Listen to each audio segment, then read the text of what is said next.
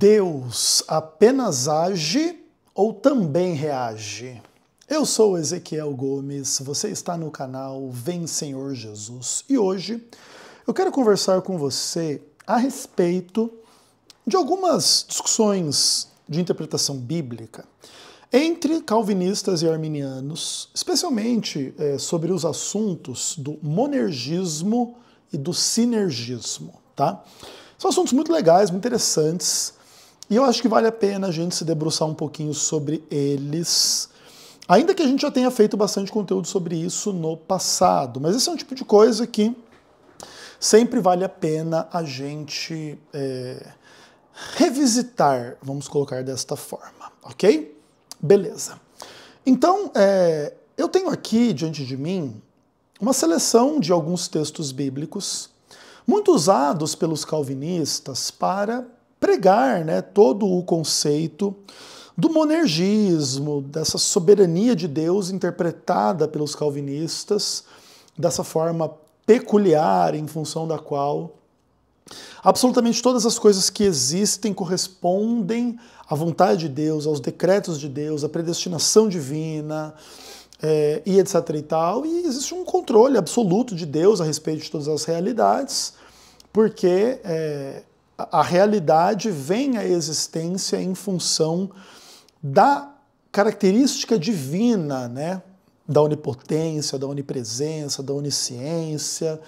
Isso tudo implica que Deus age soberanamente na realidade, nos termos do entendimento calvinista, para os calvinistas, segundo a sua leitura da Bíblia. E a gente vai ler alguns desses textos, alguns dos mais importantes. E vamos começar lá com Jó, capítulo 42, verso 1.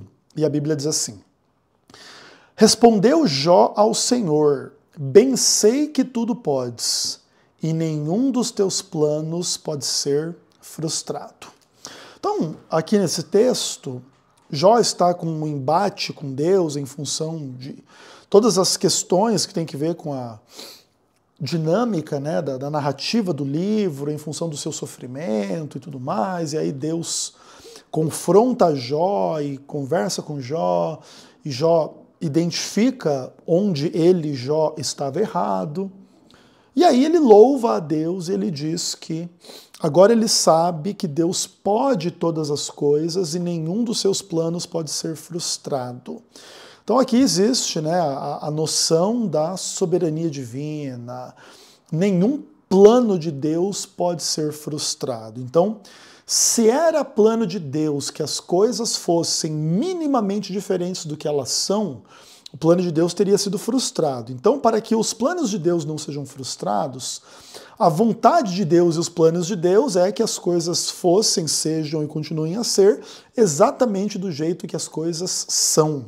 E todas as coisas correspondem à vontade de Deus.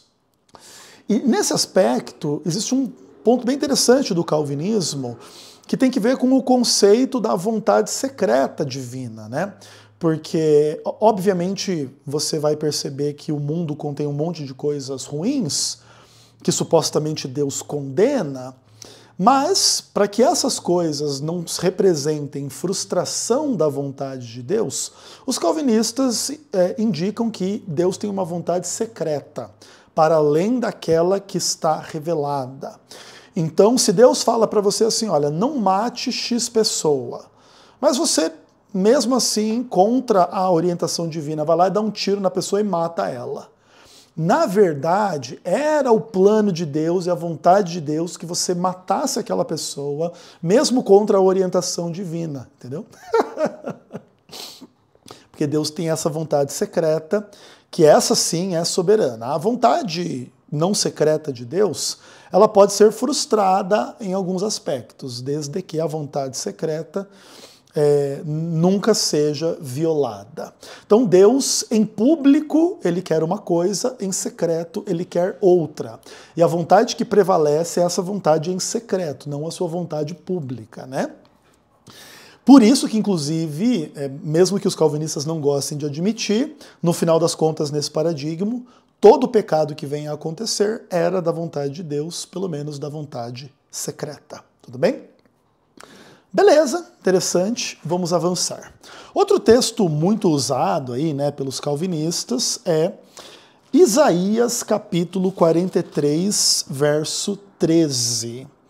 E ali a palavra de Deus diz assim: ainda antes que houvesse dia, eu era, e nenhum há que possa livrar alguém das minhas mãos. Agindo eu, quem impedirá?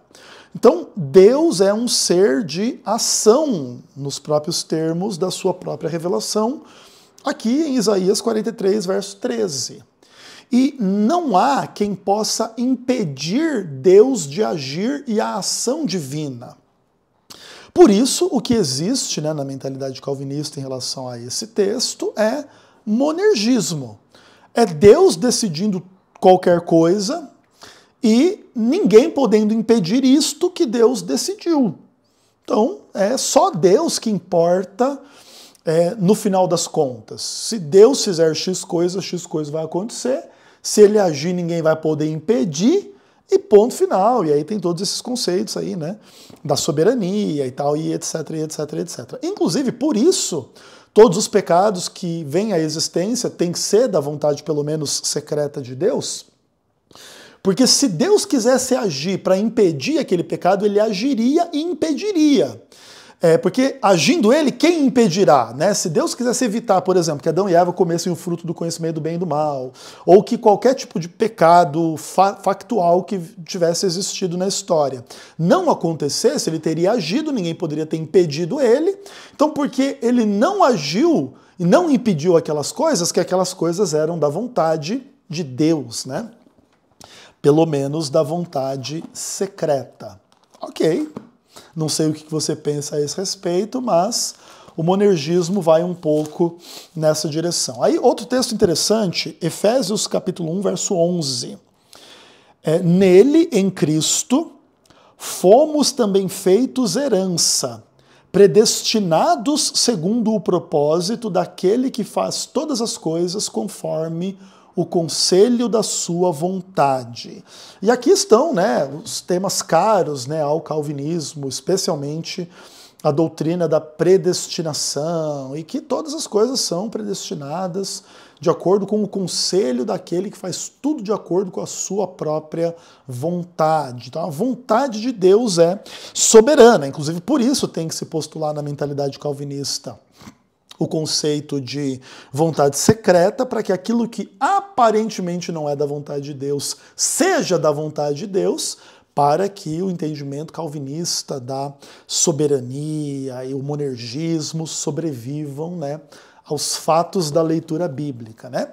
Então é uma posição bastante interessante, bastante curiosa, né, dos calvinistas a respeito das coisas. E outro texto que eu queria ler para vocês aqui é Lamentações, capítulo 3, verso 37 e verso 38, que diz assim: quem é aquele que diz e assim acontece, quando o Senhor não o mande? Acaso não procede do Altíssimo tanto o mal como o bem? Nem todo calvinista gosta muito de atribuir a Deus o mal e o pecado, e aí existem discussões homéricas, né? Entre calvinistas e arminianos, ou entre os próprios calvinistas, ou calvinistas e católicos, ou calvinistas e ateus, se Deus é o autor do mal. E alguns calvinistas tentam negar que Deus é o autor do mal, esses que propõem um calvinismo mais moderado. Mas como muitos já apontaram nessas discussões, o calvinismo moderado é uma piada, né? Porque atribui tudo à soberania, aos decretos, à predestinação, à vontade de Deus, a menos o mal e o pecado, né? Que consistem na maior parte do que as pessoas experimentam na prática, na realidade, né? Então é como se dizer assim: Deus é soberano sobre tudo, menos sobre quase tudo. Pelo menos no mundo em que a gente vive, né?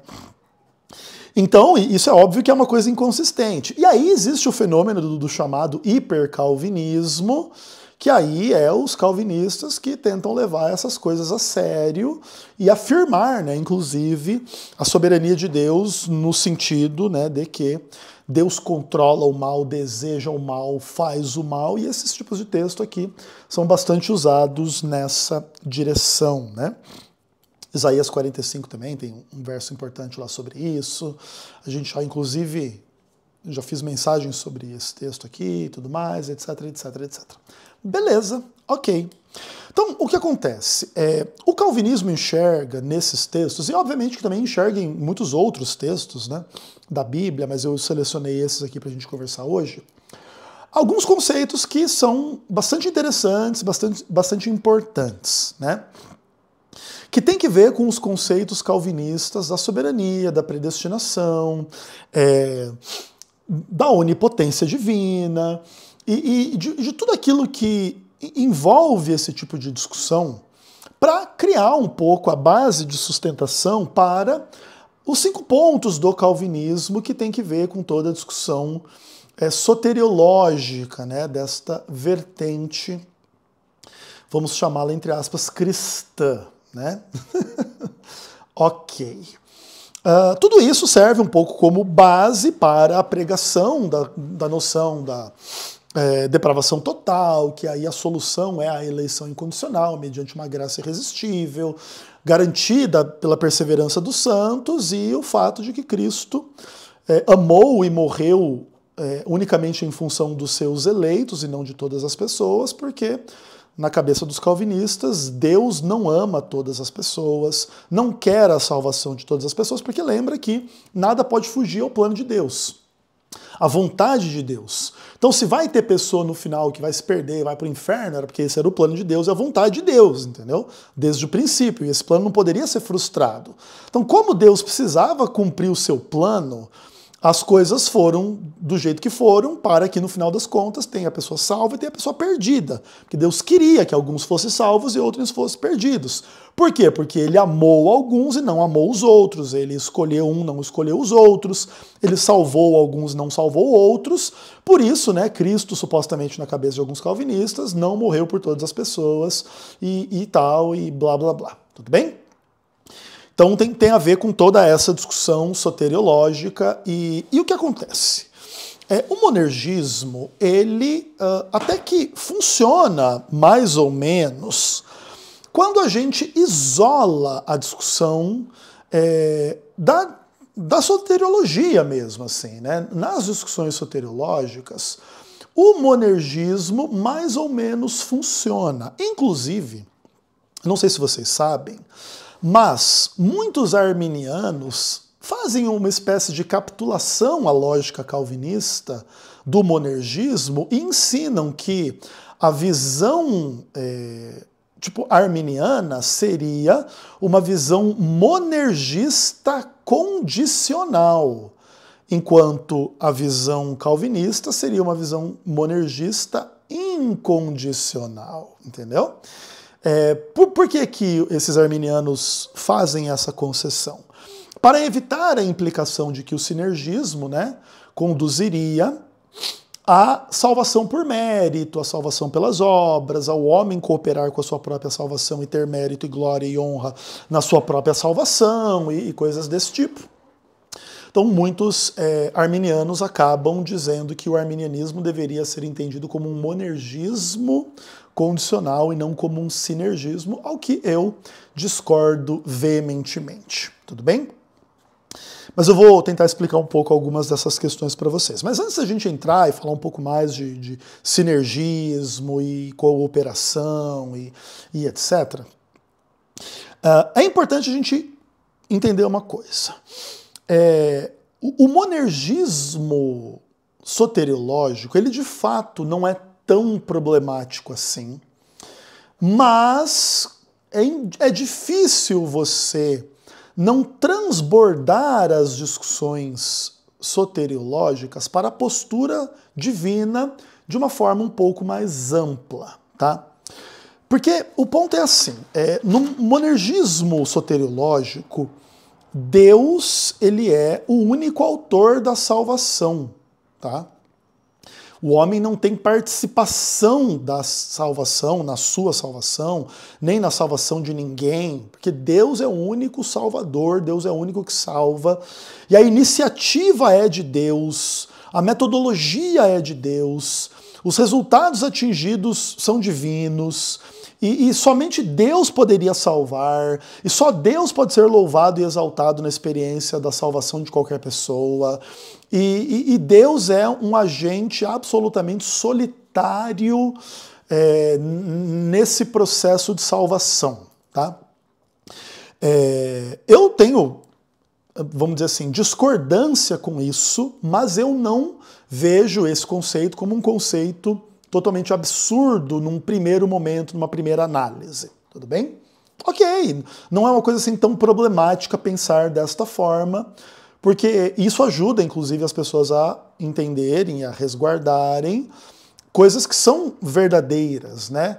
A iniciativa divina deve ser preservada, a glória na salvação deve ser dada unicamente a Deus, etc, etc, etc. Entretanto, se Deus age assim quando a discussão é salvação, por que nós deveríamos supor que Deus age de uma outra maneira quando o assunto são outras coisas? Então, ok, quando o assunto é salvação, Deus é o único agente da realidade da salvação, beleza.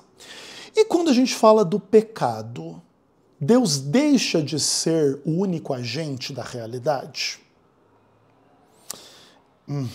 Porque se a gente for tratar o tema do pecado da mesma forma como o calvinista trata o tema da salvação, Deus é o único autor do pecado, tá? Porque ele é soberano, seu plano não pode falhar, ele tem controle absoluto, ele manda, as coisas acontecem, nada pode escapar ao seu decreto, à sua vontade. Se ele quisesse que fosse diferente, ele teria feito diferente, ele poderia impedir, e ninguém poderia ele impedir de impedir o pecado, e blá blá blá, e etc, e etc, e etc, e etc. E no final das contas, por que na hora de falar do pecado, daí não, é polêmico dizer que Deus é o autor do pecado? Outra coisa, vamos sair do universo de discussões morais entre o bem e o mal e vamos falar da realidade do mundo de forma mais genérica e total. Deus é o único agente da realidade do mundo ou há uma interação entre Deus e o diabo e outros seres que moldam a realidade do mundo, tá?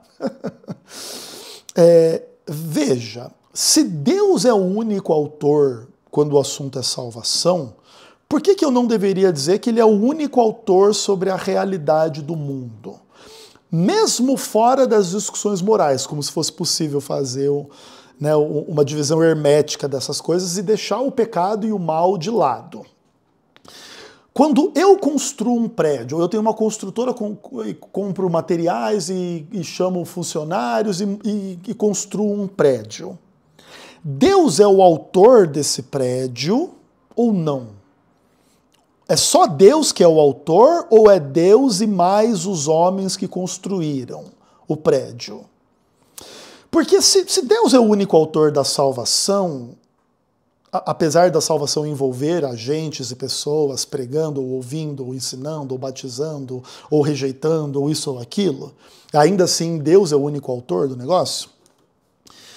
Se as pessoas estão trabalhando, construindo, criando, fazendo isso ou aquilo, mesmo assim, nessa mesma lógica, deveria ser possível dizer que o mundo é uma função unicamente de Deus, assim. Deus é o único agente dessas coisas todas, como se Deus estivesse por trás de todas as pessoas que fazem todas as coisas para que o mundo seja do jeito que o mundo é. E se a gente admite isso, inclusive, a gente tem que lembrar que parte do mundo é do jeito que ele é por causa do pecado das pessoas, né? Então, por exemplo, vamos dizer que tinha um terreno aqui onde foi construído esse prédio. Esse terreno estava sendo disputado por duas famílias. Aí uma família matou a outra para poder ficar com esse terreno e depois construir esse prédio em cima. Veja, a realidade está sendo moldada de tal forma que envolveu uma família matar a outra para ficar com o terreno e construir um prédio em cima. O mundo está sendo construído levando em conta também o pecado das pessoas que fazem elas construírem isso ou aquilo, ou sei lá o quê. O cara constrói uma casa de prostituição num terreno, tal. Ok, beleza, ele foi lá e construiu. Deus é o único agente desta construção? Todos os motivos que fizeram essa construção ser construída para ser lá uma casa de prostituição, um terreiro de macumba, uma casa de idolatria, um escritório do PT, ou enfim, um escritório do Bolsonaro, ou sei lá o quê. Tudo isso que envolve pecado, mentira, corrupção, maldade, foi construído na realidade levando-se em conta esses interesses pecaminosos e essas coisas pecaminosas humanas. Então veja, eu entendo que é incoerente da parte dos calvinistas defenderem que Deus é o único autor da salvação para depois dizer que Deus não é o único autor da realidade, Deus não é o único autor do pecado, Deus não é o único autor de tudo o que existe, entendeu? Então acho que o único caminho para calvinista tentar ser minimamente coerente seria dizer que Deus é o autor de todas as coisas que existem. Entretanto, isso acaba tendo uma implicação que é bastante interessante, que tem que ver com a noção da ação divina ou mesmo do contexto da reação divina. Porque em um paradigma monergista, eu entendo que o conceito de reação não faz tanto sentido. Porque já que Deus é o controlador de todas as coisas previamente, então Deus tem em suas mãos todos os propósitos, todas as vontades, todas as agências, todas as pessoas, todos os anjos, todos os demônios, o próprio diabo, etc, etc, etc. E as coisas vão existir e agir na realidade unicamente de acordo com os decretos divinos, os planos divinos, as vontades divinas, etc, etc, etc. Então, tudo vira uma função da ação divina. Por que as coisas são como são? Porque Deus fez elas desse jeito. Mesmo que possa se dizer que Deus usou causas secundárias, como alguns calvinistas gostam de trabalhar, mesmo assim, as causas secundárias são exatamente o que Deus queria que fosse, agem exatamente da forma como Deus predestinou que fosse, todos os decretos de Deus são cumpridos através dessas causas secundárias, de maneira que todas as vontades ou todas as agências secundárias, elas simplesmente cumprem a função determinada pela agência primária e única, que é Deus, entende? Por isso eu entendo que no monergismo, Deus é o único agente da realidade, do pecado, da salvação e do que quer que seja, entende? E a ideia é que Deus age, ele não reage. Por que a ideia de Deus reagir é uma coisa que eu entendo oposta ao monergismo, mesmo que os monergistas não entendam desta forma e não concordem, porque eles querem escapar das implicações óbvias da sua teologia, né, totalmente frágil, fraudulenta e equivocada. Mas pensa da seguinte forma. Quando você pensa em reação, você pensa numa interação mais complexa entre dois agentes do que meramente o agente secundário só faz o que o agente primário determinou e decretou e predestinou.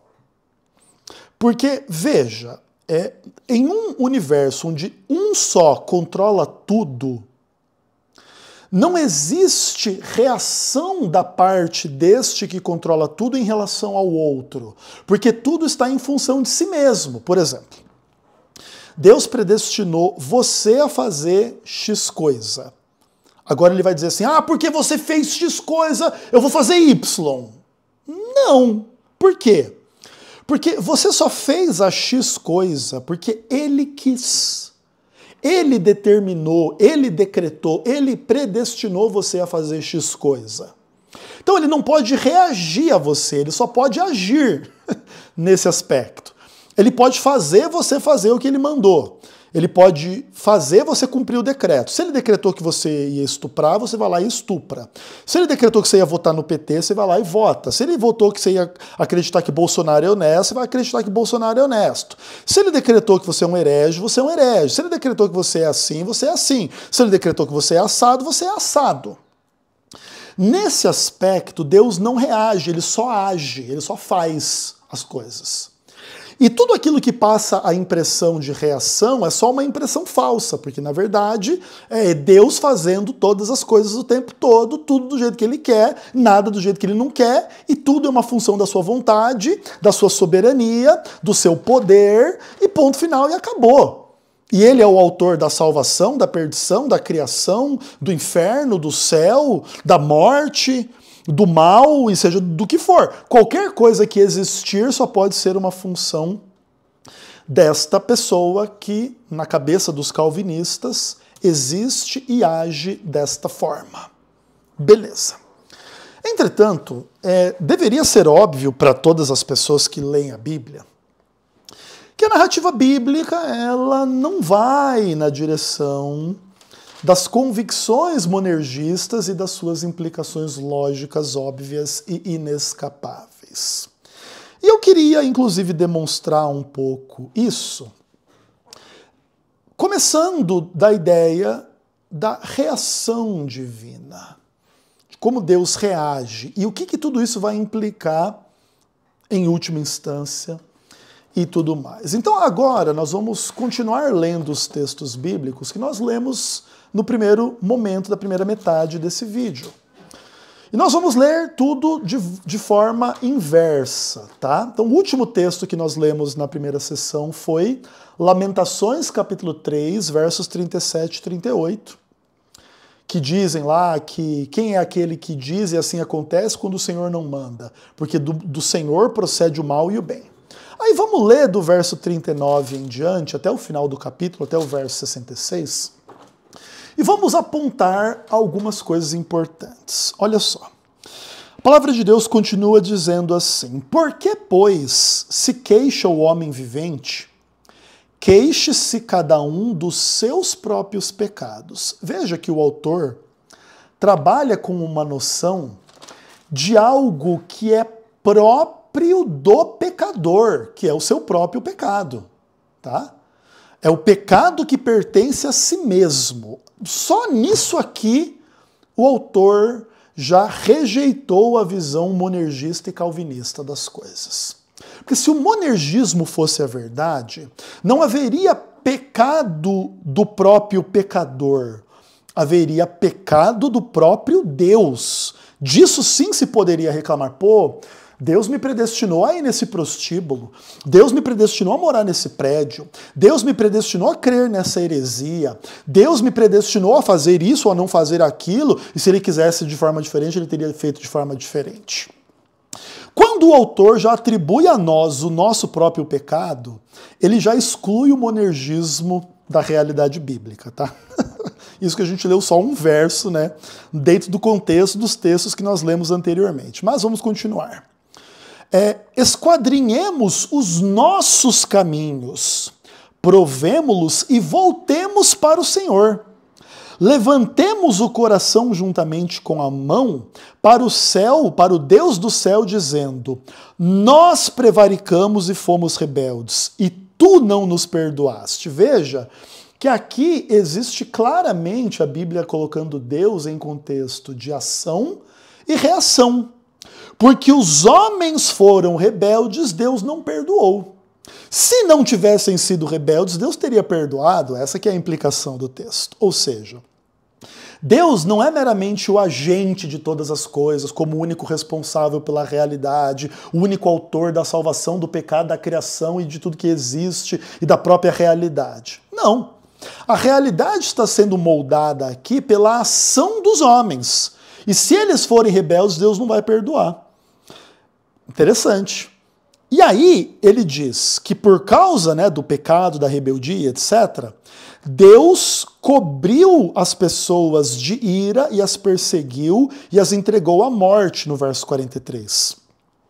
De nuvens encobriste, para que não passe a nossa oração. Deus se resguardou de nuvem para a nossa oração não penetrar a nuvem e chegar até ele. Por causa da nossa rebeldia, veja que há ação e reação. Há juízos divinos contra as coisas que a gente fez. O que demonstra que as coisas que a gente fez não podem ter sido desejadas e decretadas e predestinadas por ele, como se ele fosse o único agente da realidade, né? Até porque, senão, nesse caso, Deus seria o maior hipócrita que existe. Ele nos predestina à rebeldia e depois nos pune pela rebeldia que ele nos predestinou a ter e a fazer e a sermos rebeldes, etc. Enfim. Aí ele diz assim: todos os nossos inimigos abriram a boca contra nós. Sobre nós vieram o temor e a cova, a assolação e a ruína. Dos meus olhos se derramaram torrentes de águas por causa da destruição da filha do meu povo.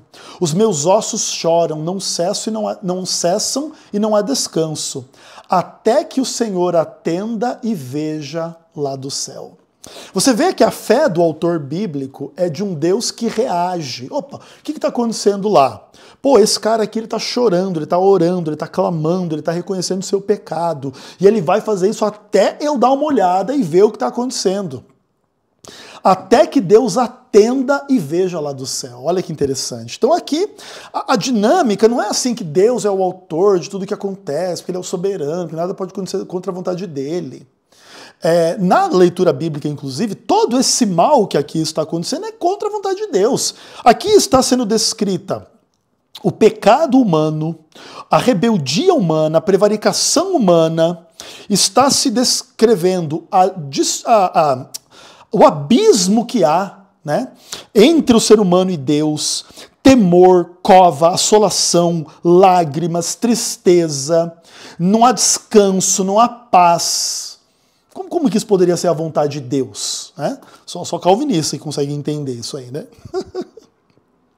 E aí ele continua: os meus olhos entristecem a minha alma por causa das filhas da minha cidade.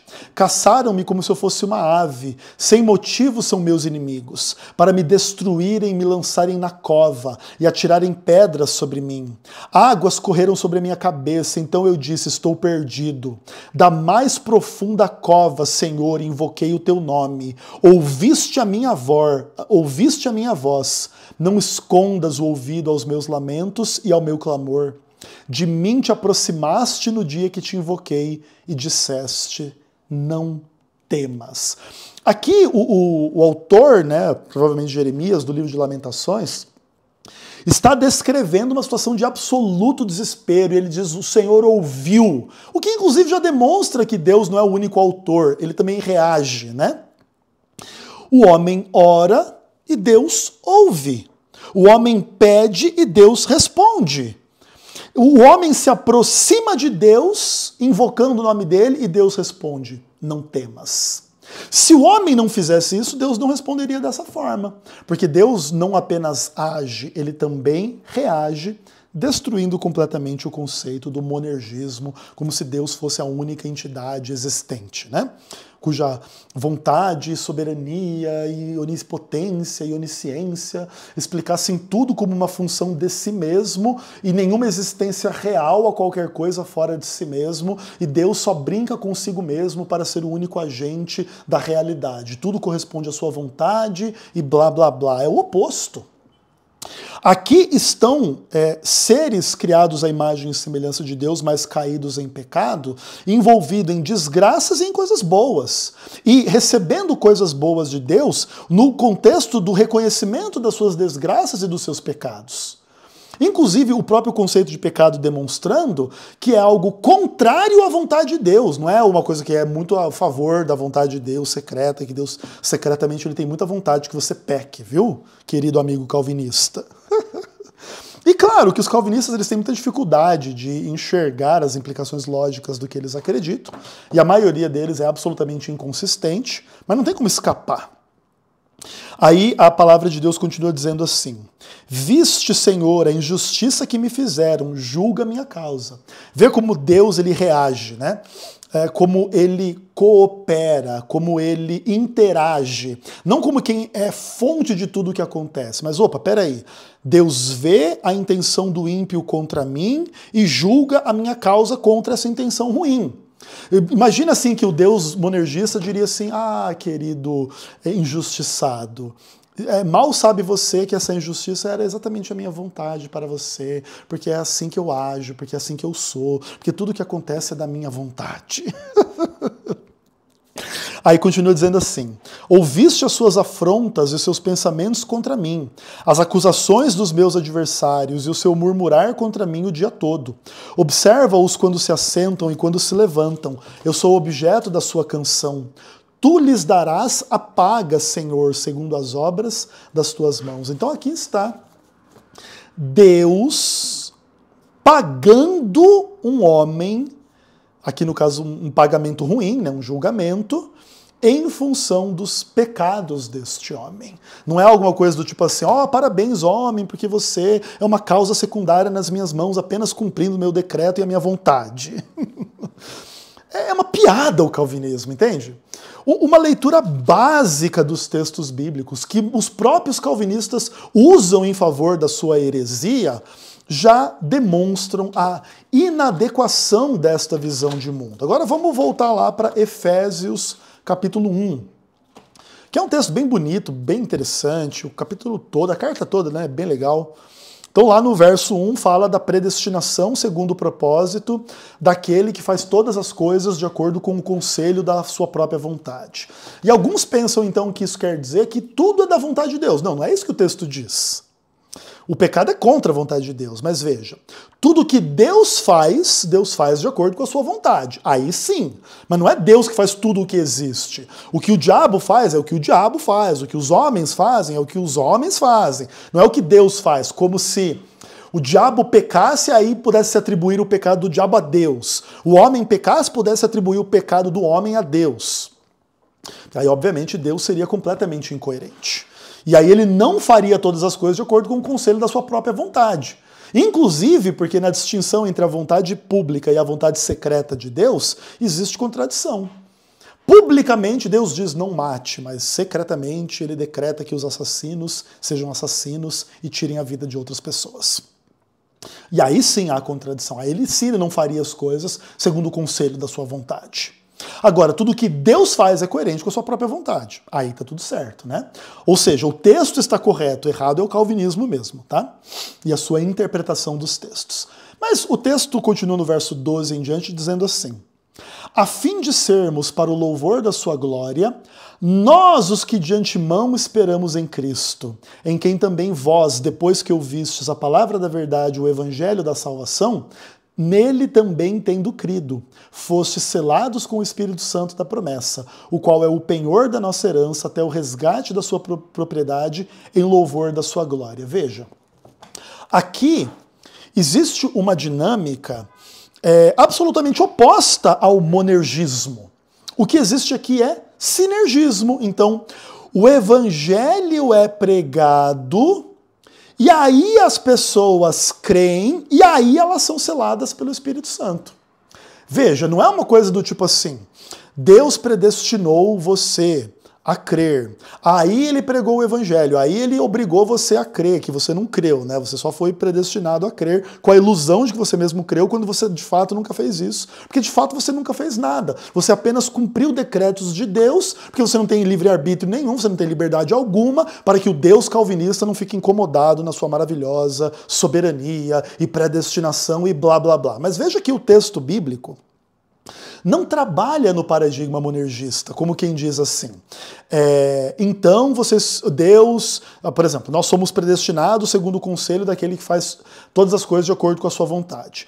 Então, se você creu, é porque você foi predestinado, porque de outra forma você não teria crido. Então, quem não creu é porque não foi predestinado, porque Deus não quis que ele crisse, porque ele não ama aquela pessoa, e ele só ama você. Você tem os mesmos pecados que a pessoa que vai se perder, mas Deus vai perdoar você e não vai perdoar eles, porque Deus não tem problema com o pecado. A única coisa que ele quer, uns no céu e outros no inferno. Você deu sorte de Deus querer você no céu e o seu vizinho do lado, o seu filho do lado, seu pai, sua esposa do lado deram um pouco mais de azar e Deus não quer eles no céu com você, eles vão pro inferno, inclusive com essas crenças imbecis de alma imortal e tortura eterna, inclusive, tá? Para ser a cereja do bolo dessa maravilhosa teologia aí. Então, é umas coisas, assim, cara, que não tem cabimento. Não tem cabimento. E o texto bíblico implica uma relação oposta à visão monergista em relação aos crentes e a Deus. Então, veja, existe uma predestinação. Quem são os predestinados? Aqueles que de antemão esperam em Cristo. Aqueles que depois de ouvirem a palavra, creem. E aí eles recebem o Espírito Santo como o penhor da salvação até o resgate da sua propriedade em louvor da sua glória. Não, Ezequiel, você está tentando enxergar a heresia do sinergismo nesse texto em Efésios, que é um texto claramente monergista. Ah, é? Então vamos avançar um pouquinho aí em Efésios, capítulo 4. Vamos dar uma olhadinha aqui no verso 15 e no verso 16.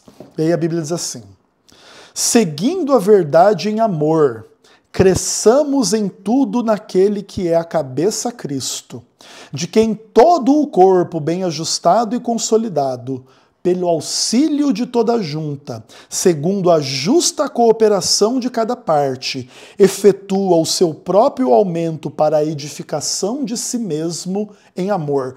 Se você é um monergista depois de ler esse texto, desculpa te dizer, você é um analfabeto. Você é uma pessoa que está numa condição mental e espiritual absolutamente deplorável. Porque a narrativa do texto é o oposto do monergismo. Não é uma coisa do tipo assim: Deus é o único agente da edificação da igreja. Deus é o único que realmente pode fazer com que haja aumento para a edificação da igreja em amor, porque o homem nada pode, o homem nada faz, o homem só peca, o homem não tem nada que faça de bom, o homem não coopera, o homem não faz nada, porque é Deus que faz tudo. Aí quando o homem peca, não, Deus não fez o pecado. Ah, mano, tipo, o calvinismo é uma piada, cara, é uma coisa assim que ferve o meu sangue. O que o texto aqui diz é da edificação da própria igreja pela própria igreja em função do auxílio de cada parte, da justa cooperação de cada junta, de cada medula, de cada osso, de cada fibra de nervo que forma o corpo de Cristo, e a cabeça é Cristo. E você deve seguir a verdade em amor, você deve crescer. E obviamente que vem de Cristo a força para que se faça isso. Mas uma vez que Cristo dá a capacidade da igreja fazer isso, é obrigação dela, é responsabilidade dela, é ação dela edificar a si mesma em amor com a justa cooperação de cada parte. É o oposto do sinergismo, é só Deus que faz, Deus é o único agente, para que Deus unicamente seja louvado e blá blá blá, na visão calvinista. E veja, isso aqui não implica que a igreja tem mérito ao edificar a si mesma em amor, cumprindo aqui aquilo que Cristo lhe capacita a cumprir. No final das contas, se Cristo não capacitasse a igreja a agir nesta direção, a igreja nada poderia fazer. Então, no final das contas, toda a glória desse processo de crescimento, por esta justa cooperação, é de Cristo e não das pessoas.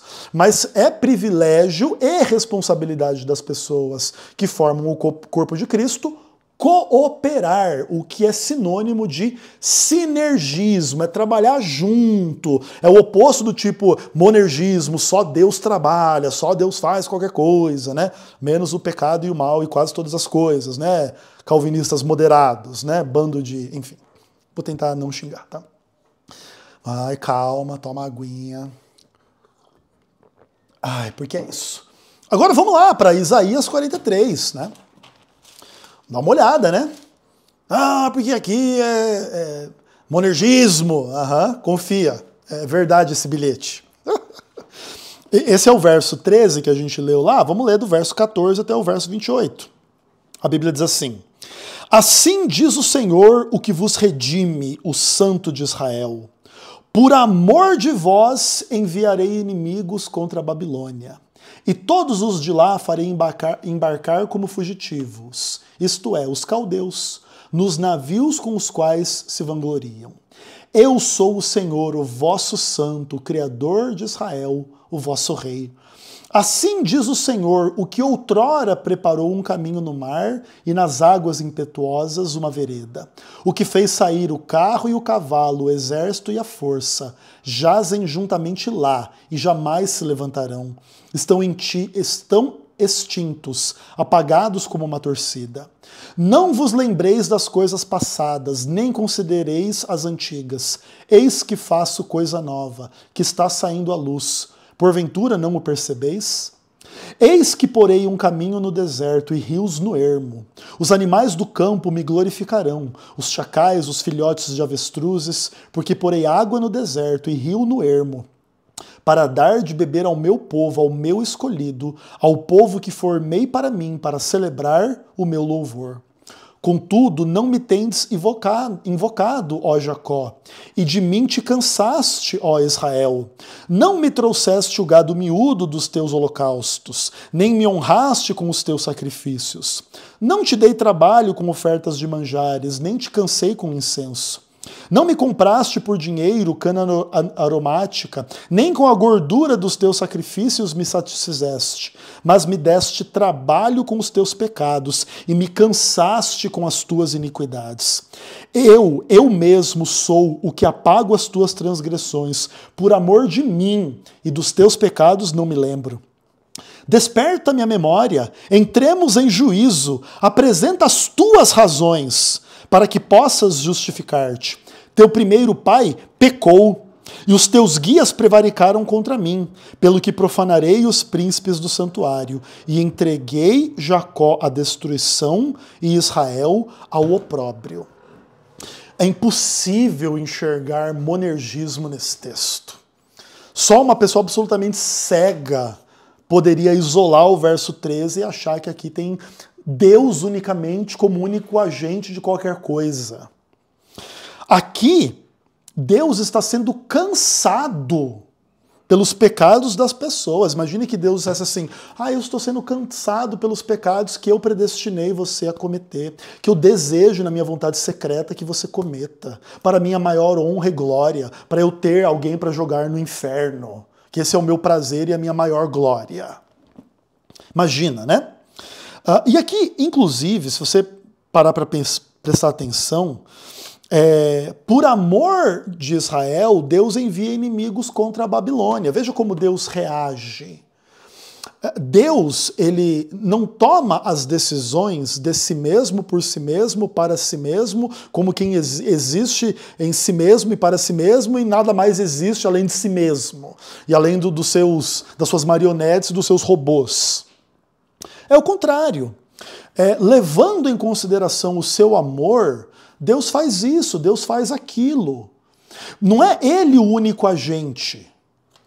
É ele aquele que reage ao que acontece. É ele aquele que escolhe Israel, tira Israel do Egito, leva Israel para a Babilônia, depois pune os babilônios, faz um caminho no deserto, destrói o exército de Faraó, ele forma esse povo para celebrar o seu louvor e a sua glória, e não tem problema que Deus tenha a iniciativa, que Deus seja o centro, que Deus seja o topo, que Deus seja o mais importante. O ponto, entretanto, é que Deus não é o único. A Babilônia também existe, Israel também existe, o pecado também existe. E Deus reage a estas coisas não como quem reage à sua vontade, mas inclusive ao oposto da sua vontade. Você não me invocou, você cansou de mim, você não me honrou. Isso aqui é o que Deus predestinou, é o que Deus queria, então por que Deus está reclamando, né? Se fosse esse o caso, né? Lembra do texto de Jeremias? Cada um reclame dos seus pecados. Então, Deus que reclame dos seus próprios decretos, caso tudo fosse meramente uma função dos decretos divinos, né? O que é uma bobagem gigantesca do calvinismo. E no final das contas, Deus, por amor dele, apaga a transgressão do povo. Mas ele diz: desperta a minha memória e vamos entrar em juízo. Não pode haver uma imagem mais sinergista do que essa. Julgamento, bate-papo, prova, acusação, testemunha. Se Deus fosse o único agente dessas coisas todas, a única fonte da realidade, a única fonte de decisão sobre tudo que é ou tudo que não é, sequer seria pertinente haver qualquer juízo de qualquer coisa, a não ser que fosse o juízo de Deus mesmo, que é o único agente em função do qual os decretos dele se cumprem e a realidade é exatamente do jeito que é, sem que ninguém possa falar nada, sem que ninguém possa fazer nada, a não ser aquilo que Deus predestinou que fosse falado ou que fosse feito. Tipo, é muito absurdo assim, a irracionalidade da leitura calvinista, que obviamente é uma leitura herética, é uma leitura mesquinha, é uma leitura estreita, das questões bíblicas. Inclusive, você acha que Jó 42 é uma exceção a esse modelo? Jó 42, verso 2. Bem sei que tudo podes e nenhum dos teus planos pode ser frustrado, né? Aí esse é um texto calvinista, aí o texto continua dizendo assim. Quem é aquele, como disseste, que sem o conhecimento encobre o conselho? Na verdade, eu falei do que eu não entendia, coisas maravilhosas demais para mim, coisas que eu não conhecia. Escuta-me, pois, havias dito e eu falarei. Daí eu te perguntarei e tu me ensinarás. Eu te conhecia só de ouvir, mas agora os meus olhos te veem, por isso me abomino e me arrependo no pó e na cinza. Tendo o Senhor falado estas palavras a Jó, o Senhor disse também a Elifaz o temanita, minha ira se acendeu contra ti e contra teus 2 amigos, porque não disseste de mim o que era reto, como meu servo Jó. Tomai, pois, 7 novilhos e 7 carneiros, e ide a meu servo Jó, e oferecei holocaustos por vós. O meu servo Jó orará por vós, porque dele aceitarei a intercessão, para que eu não vos trate segundo a vossa loucura. Porque vós não disseste de mim o que era reto, como meu servo Jó. Então foram Elifaz o temanita, Bildade o suíta, Isofar o naamita, e fizeram com o Senhor, e fizeram como o Senhor lhes ordenara, e o Senhor aceitou a oração de Jó. Mudou o Senhor a sorte de Jó quando este chorava pelos seus amigos, e o Senhor lhe deu em dobro tudo o que antes possuía. Veja, o texto é absolutamente sinergista, né? Jó, no contato com Deus, na relação com Deus, responde a Deus e fala, Senhor, eu errei, eu pensei algumas coisas que não estavam corretas, e agora eu vou falar e o Senhor vai responder. Eu vou perguntar e o Senhor vai me ensinar. E agora eu entendi um pouco melhor e agora eu me arrependo. E aí Deus fala, então por que você se arrepende? Então agora vamos conversar com seus amigos. Ô molecada, vocês falaram coisas erradas, o contrário do que Jó está afirmando a meu respeito. Jó está reconhecendo a minha grandeza e vocês colocaram mal, representaram mal a minha grandeza. Então vocês vão fazer um pedido de oração, eu nem vou receber isso aí, mas se vocês fazem isso aí, a hora que Jó orar por vocês, aí eu perdoo vocês. É absolutamente sinergista, absolutamente uma cooperação entre Deus e Jó e os seus amigos, tanto para o bem quanto para o mal, né? E o diabo no meio também, que está aí no livro de Jó e tudo mais. E no final das contas, o sinergismo não implica que Deus concorda com todas as questões que as criaturas realizam. E aí, por isso, a gente entende que, por detrás do sinergismo, existe aquilo que o calvinismo mais odeia, que é a própria liberdade e a própria responsabilidade dos agentes que Deus criou. O calvinismo não suporta conviver com a liberdade, a responsabilidade ou a falta de responsabilidade das criaturas, porque na sua leitura estreita, fanática e radical das coisas, Deus estaria diminuído caso fosse reconhecido que o pecado é contra Deus. E para eles é melhor dizer que o pecado é a favor de Deus, pelo menos da sua vontade secreta, para aliviarem a sua consciência e a sua leitura estúpida do conceito de soberania ou de predestinação ou de qualquer outro que os calvinistas têm aí por aí. Porque no final, realmente o que o calvinismo ama é a vaidade dos seus próprios pensamentos, da sua própria filosofia, da sua própria glória, como se o calvinismo fosse uma espécie de cristianismo superior. O que, inclusive, é muito curioso, assim, tá? Por exemplo, eu estou fazendo essa mensagem aqui porque hoje eu caí na besteira de ver um vídeo de um pastor calvinista chamado Rodrigo Mocelin, que ele estava lá reclamando da abertura das Olimpíadas na França, lá, que tinha tido uma santa ceia blasfema, trans, gay, ateia, não sei das quantas. Beleza. Só que se o Rodrigo Mocelin, calvinista, fosse minimamente coerente, ele estaria simplesmente dizendo: olha só o que Deus decretou, olha só a vontade de Deus, olha só como que Deus é o único agente dessa Santa Ceia transateia blasfema. Olha só como isso traz uma maior honra e glória a Deus do que se as Olimpíadas não contivessem essa cena lamentável, né? Do ponto de vista da revelação pública de Deus. Mas do que importa a revelação pública, né? Pastor calvinista, débil mental. Aí eu não posso evitar também, né, galera? O que importa é os decretos divinos, né? A predestinação divina, porque tudo é monergista, irmão. E se Deus quiser perdoar monergisticamente os pecados daquelas pessoas lá na França, vai perdoar. E se não quiser perdoar os seus, não vai perdoar os seus. Daí eles vão para o céu eternamente, você vai para o inferno eternamente. E você nem sabe se você vai ser salvo ou não, simplesmente porque você não sabe se Deus elegeu você incondicionalmente ou não, né? E eu fico muito irritado quando eu vejo calvinista reclamando de alguma coisa que não seja reclamado do próprio Deus dele, que é o autor de todas as coisas, que é o único que é o autor de qualquer coisa, porque tudo é função e mero desdobramento dos seus maravilhosos decretos predestinatórios na eternidade passada, antes que eu visse qualquer coisa. Por que Adão e Eva pecaram? Porque Deus quis. Por que todo pecado já aconteceu na face da terra? Aconteceu porque Deus quis. Essa é a resposta calvinista, caso exista um mínimo de sinceridade. Mas como não há sinceridade, aí vai lá reclamar, como se as pessoas tivessem livre-arbítrio de fazer o oposto que elas fazem. Aquelas pessoas lá na França, por um acaso, elas tinham livre-arbítrio, ou Rodrigo Mocelin? Elas tinham livre-arbítrio? Elas devem ser moralmente acusadas de fazer uma coisa errada? Ah, então elas podiam ter feito o certo, elas podiam ter crido no Evangelho, mas elas escolheram não crer. Ah, então porque se crer ou não é fruto do livre-arbítrio, não é agora da predestinação. Cara, o calvinismo é uma absoluta piada. Esse é o ponto, e espero que esse ponto tenha ficado claro mais uma vez, pela 1000ª vez. É isso, até o próximo vídeo, se Deus quiser. Um abraço.